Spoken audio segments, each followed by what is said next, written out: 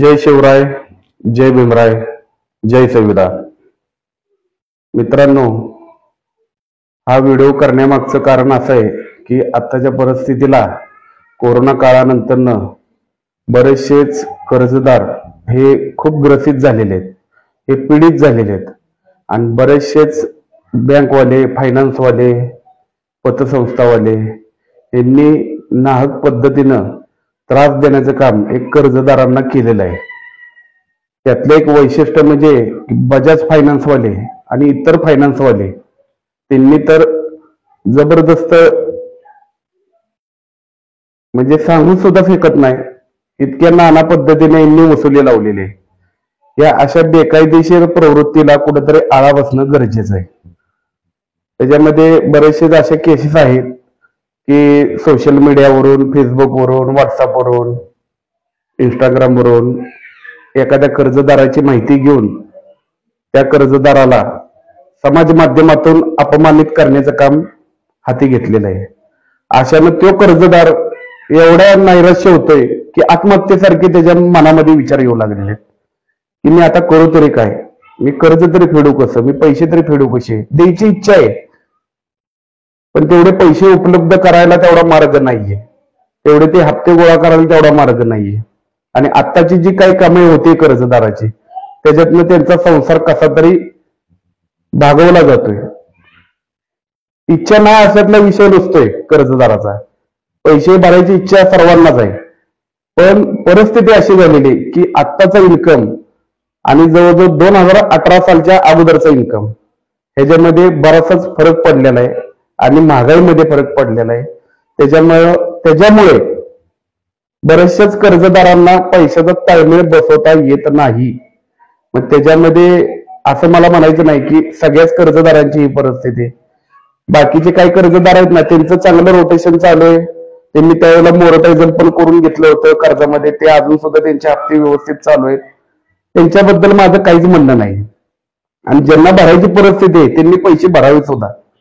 पण ज्यांची भरायची परिस्थितीच नाही त्यांनी करायचं काय? आज बँकवाले, फायनान्सवाले, पतसंस्था, बरेचसेच विविध प्रकारचे असोसिएशन आलेले आहेत की वेगवेगळ्या माध्यमातून तुम्हाला लोन पुरवलं जातंय. काही ठिकाणी तर अशी परिस्थिती की सिव्हिल नसलं तरी लोन दिलं जातंय. मग तिथे टक्केवारी सुद्धा कर्जदार बघत नाही, कारण त्याला ती गरज असते पैशाची, म्हणून ते पैसे उचलतो. पण कालांतरानं अशी परिस्थिती होती की ते पैसे भागवायला सुद्धा पैसे नसतात. आणि नंतरनं एक ठराविक वेळेनंतरनं की त्या माणसाची अशी अवस्था होती की मला पैसे फेडायची तर इच्छा आहे पण पैसे उपलब्ध करायला माझ्याकडे संधी नाहीये. जे काय कमवतो ते संसारात भागवायलाच जातात. अशातनं खूप वाईट परिस्थिती झालेली आहे कर्जदारांची. हा व्हिडिओ करण्यामागचं एक कारण असं होतं की ज्या काही लोकांना विनाकारण अनधिकृतपणे बेकायदेशीररित्या जी कर्ज वसुली जी चालवलेली आहे त्या कर्जावर आणि त्या वसुलीवर एक आळा घालायचं काम आम्ही हाती घेतलेलं आहे.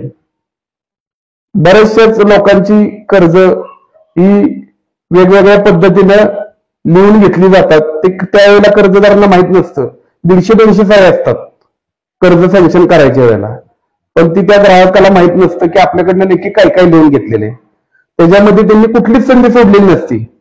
तुमच्या मरणानंतर सुद्धा तुमच्या घरातले पैसे फेडायचे आणि पैसे तर फेडलेच पाहिजेत. त्याबद्दल काय आमचं काय म्हणणंच नाही. कर्ज घेतले म्हणल्यानंतर कर्ज दिलंच पाहिजेत, तुमच्या वेळेला दिलेत म्हणल्यानंतर मी देणं गरजेचं आहे. पण कुठंतरी फायनान्सवाल्यांनी, बँकवाल्यांनी ही कस्टमरला वेळ दिली पाहिजे, मुभा दिली पाहिजे. कस्टमर जर सांगत असेल की थोडा वेळ मला द्या, थोडा अवधी मला द्या, एक 5-6 महिने द्या, वर्षभर द्या, मी आपल्याला रक्कम गोळा करून मी तुम्हाला भरून देतो. पण जर अशा वेळेस जर बँक आणि प्रशासन, बँक आणि फायनान्स सर्वांनी जर ऐकत नसतील आणि बेकायदेशीररित्या जर तुमची वसुली जर चालू ठेवलेली असेल तर त्यासाठी माझा मी तुम्हाला नंबर देतो. या नंबरला संपर्क साधा आणि तुम्ही निश्चिंत राहा, कुठलंही टेन्शन घेऊ नका. तुम्हाला ज्या काही नोटीस आलेल्या आहेत, ज्या काही तुम्हाला धमक्या आलेल्या आहेत त्याच्यावर आम्ही तुम्हाला योग्य तो कायदेशीर मार्ग काढून तुम्हाला सहकार्य करू. आणि टेन्शन घेऊ नका, कर्जदार तुम्ही एकटेच नाही या जगात. असं की कर्जदार आहेत, कितीतरी बिझनेसमॅन लोक आहेत की हजारो करोड रुपयाचे कर्ज त्यांनी केलेले आहेत आणि देशाच्या बाहेर पळून गेलेले आहेत. आर्थिक व्यवस्था आपली हल्ली का नाही हलत, कारण ही जनता, महाराष्ट्रातली जनता, भारतातली जनता यांच्या करंट टॅक्सद्वारे ही परत आर्थिक व्यवस्था फिरत असते व्यवस्थित. आज बरेचसे बँकवाल्यांचे कर्ज बुडवलेले आहेत, तरी सुद्धा बँका का बंद पडत नाही. तो कितीतरी हजार लाखो कोटीची कर्ज आहेत, मग बँका का बुडत नाहीत? त्यांना आर्थिक फटका बसतो ना, मग बँका बुडत का नाहीत? बरं, त्यांच्यात सुद्धा कॉम्पिटिशन असतात. आमच्याकडे एफडीवर एवढी टक्केवारी, आमच्याकडे एफडीवर एवढी टक्केवारी, मग या कॉम्पिटिशन मध्ये पण हे टिकून राहतात. मग हे पैसा येतो नक्की कोणीकडनं? हे नक्की बँकेची मायाजाल काय ही समजून घेणं गरजेचं आहे. ती तुम्हाला मी समजून पुढच्या एपिसोड मध्ये सांगेन की नक्की मायाजाल कशा पद्धतीने चालती, कशा पद्धतीने पैसा येतो, कशा पद्धतीने पैसा रोटेशन फिरवला जातो, कशा पद्धतीने व्याज वसूल केलं जातं, मुद्दल तुम्हाला कधी चालू होती आणि व्याज तुमचं कुठल्या सालापर्यंत केलं जातं, हे बरेचसेच प्रकार तुम्हाला मी सगळे सांगेन. पण आत्ताची अशी परिस्थिती आहे की आपला मुद्दा असा आहे की कर्जदार लोकांनी करायचं काय. आज जे थकीत कर्जदार आहेत ना, ह्यांची कुठे जास्त प्रमाणात काही संघटना आहेत ना, ह्यांना विचारणार कुठलं प्रशासन आहे ना, ह्यांना साथ देणार कुठला महिला वर्ग आहे.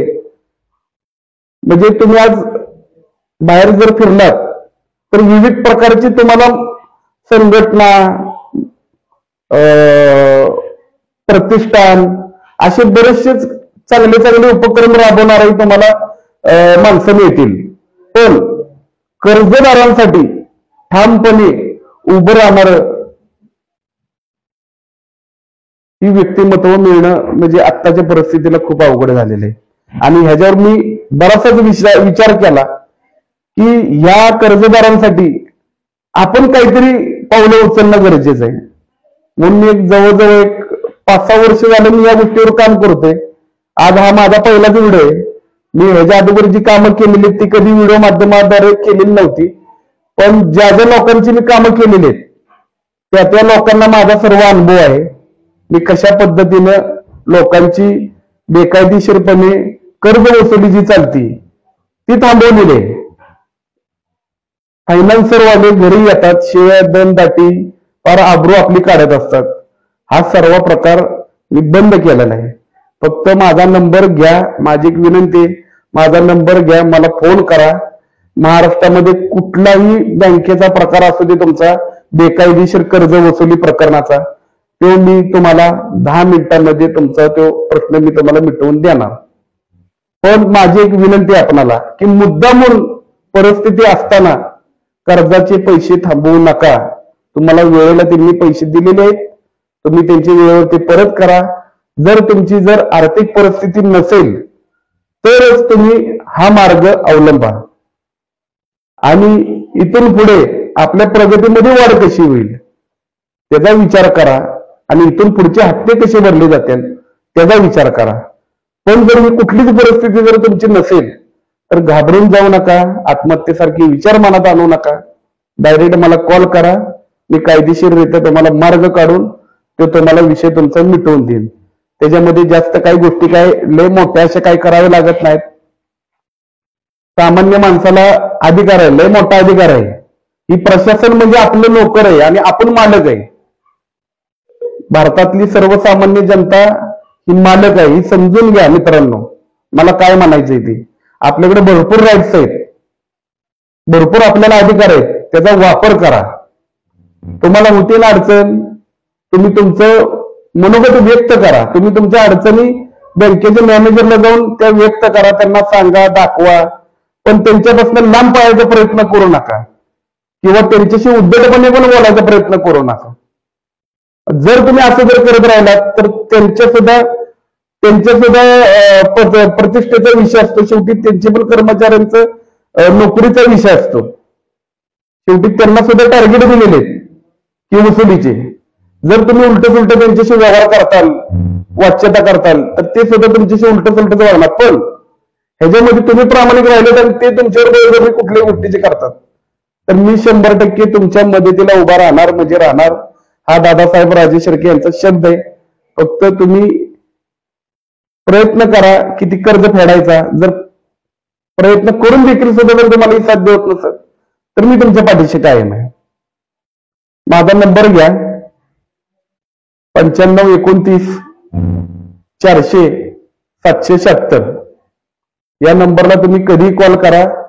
मी तुम्हाला कधीही अवेलेबल आहे 24/7. कधी मला तुम्ही फोन करा. पण मित्रांनो, इथून पुढची परिस्थिती एवढी वाईट आहे की मला एवढंच सांगणं आहे की ज्या मोबाईलला तुमचे जे ऑफर येतात 50,000 उचला, 1,00,000 उचला, या कुठल्याही गोष्टीला बळी पडू नका. थोड्याशा हव्याच्या पोटी तुम्ही जे पैसे जे उचलता कालांतरानं तुम्हाला ते भरायला सुद्धा अवघड जातात. आणि काही वेळेला ते फायनान्सर लोक तुमची सोशल मीडियाद्वारे, व्हॉट्सअप, फेसबुक, इंस्टाग्रामद्वारे तुमची बदनामी करतात. तर या गोष्टीला कुठेतरी तुम्ही समजून घेणं गरजेचं आहे. काय गरज पडली नाही विनाकारण कर्जाचा वेळख्यात पडायची. तुम्हाला 2 वेळेचं तुम्ही कमवू शकता. एवढी तरी तुमच्यात ताकद आहे, एवढी तरी तुमच्या मनगटात ताकद आहे. आज आपण पुरुष प्रधान आहे, बरोबर आहे. आज आपल्याला काय एवढ्या काही गोष्टी काय अवघड नाहीत. पहिल्यासारख्या आता काही गोष्टी राहिलेल्या नाहीत. आता खूप कष्ट सुद्धा आता सोपे झालेले आहेत. तुम्ही बुद्धी कौशल्यावर सुद्धा पैसे कमवू शकता. पण ती तुमची मानसिकता असणं गरजेचं आहे. असं काही नाही की तुम्ही MIDCतच कामाला गेलं पाहिजे, IT पार्कलाच कामाला गेलं पाहिजे. तुम्ही व्यवसाय सुद्धा करू शकता ना, डिरिंग करा ना. कर्जाचे एवढे वेळेत पडून घाटात पडण्यापेक्षा जरा अजून डिरिंग करा. 2 पैसे गोळा करून स्वतःचा व्यवसाय चालू करायचा प्रयत्न करा. कशाला अडचणी येतात या. पण तुम्ही जर अंगापेक्षा जर मोठा केला असेल, तुमची कमाई 20,000 आणि तुमचा ईमेल जातोय 25,000 30,000, तर ते तुम्हाला आयुष्यात ताळमेळ बसणार नाही. ही कुठेतरी समजून घ्या मित्रांनो माझं नीट. मी तुम्हाला अशा पद्धतीने सांगतोय की मी तुम्हाला असं म्हणत नाही की तुम्ही कर्ज काढा आणि तुम्ही बुडवा. तुमची जर ती परिस्थिती जर तयार झालेली असेल, त्याला जर काहीच मार्ग नसेल, तर मी त्यासाठी तुमच्या पाठीशी उभा राहायला सक्षम आहे. तुम्ही मला कधीही फोन करा. पण विनाकारण पैसे काढायचे आणि ते काही कालांतराने बुडवायचे, या गोष्टीला मी प्रतिसाद देत नाही. किंवा अशा जर गोष्टी जर मला जर समजत असतील तर मी तुम्हाला प्रतिसाद देणार नाही. पण तुमची जर आर्थिक बाजू जर मला दिसती की खरोखरच तुम्ही जर अडचणीत आलेला आहे, तर मी तुमच्या पाठीशी 100% उभा राहणार आणि तुम्हाला साथ देणार. जय हिंद, जय महाराष्ट्र.